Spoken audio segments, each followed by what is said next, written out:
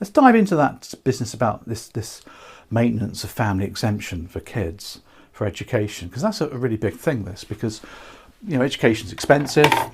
The school fees are expensive, of course, for under 18s. I get that entirely, but for education in university, that's costly as well. With student loans getting out of control now for many people that are working.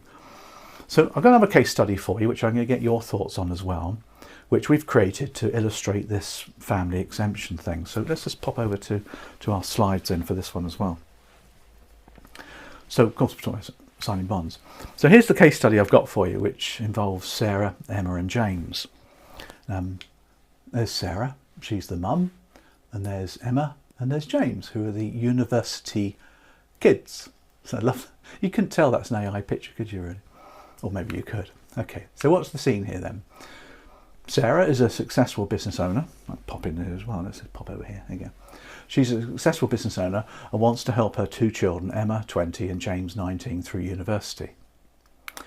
So she also wants to do this in a tax efficient way and avoid any future inheritance tax complications because she's young. But we still don't know about age expectancy and stuff like that. Now, 5 years before Emma starts university, Sarah invested 150 grand into an investment bond.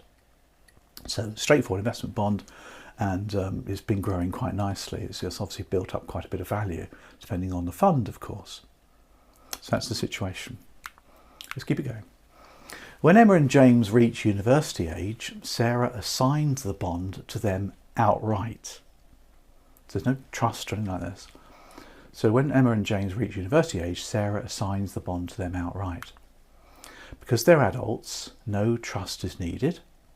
Ownership transfers directly because they're over 18. So that's the first thing to get you comfortable with. Obviously, Sarah, if she encashed the bond herself and gave the cash to the kids, she's a higher rate taxpayer. She's a successful business person, remember, so she didn't want to do that. Emma and James then each withdraw funds from the bond to pay their university costs, and they have to keep records of these. So tuition fees, obviously the big one, accommodation costs and reasonable living expenses. HMRC do say reasonable. I love it. If any of you went to uni, it's a difficult one to gauge, isn't it? So they're using it exclusively for their university costs, and they're taking either the 5% withdrawals or they're encashing segments of the bond or whatever. But the great thing is, of course, their tax position is very different, because at the very worst, they'll be basic rate taxpayers. They're probably non-taxpayers when it comes to income. We don't know. They pay no additional income tax on withdrawals, even if they exceed the 5% allowance, because the bond's gains fall within their basic rate bands. Because with the bond, of course, basic rate tax is already paid. And if they're non-taxpayers, we could look at an offshore bond, but we'll come on to that later on. So that's a good situation. So let's continue this a little bit more for you, because I want to get your views on this case study as well. So a bit more technicalities for you. The tax position. Now the assignment and subsequent withdrawals, here we go, qualify as gifts for maintenance and education under Section 11 of the Inheritance Tax Act 1984. We've gone for sources here as well.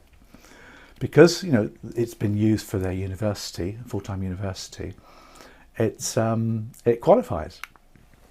And because of that, the gifts are immediately exempt from inheritance tax. That's the winner, regardless of Sarah's survival for 7 years. And she probably will, because she's young, isn't she?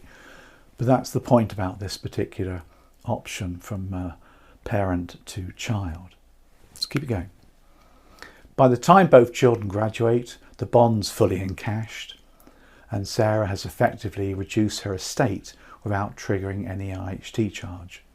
Now, she may not be worried about inheritance tax at a young age. I understand that. I get that totally. But the fact is that the bond, what would it probably have been, a couple of 100,000 with growth for 5 years, I would have thought.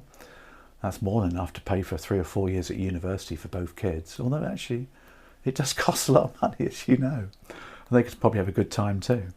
That's an important point. Proper documentation, no tuition invoices, rent agreements, is essential to prove the purpose of the gift. Now, just to give you the source for this one, HMRC's Inheritance Tax Manual explicitly states A disposition is not a transfer of value if it is for child's maintenance, educational training, continuing after 18 until the child ceases full-time education. That's just the technical stuff for you.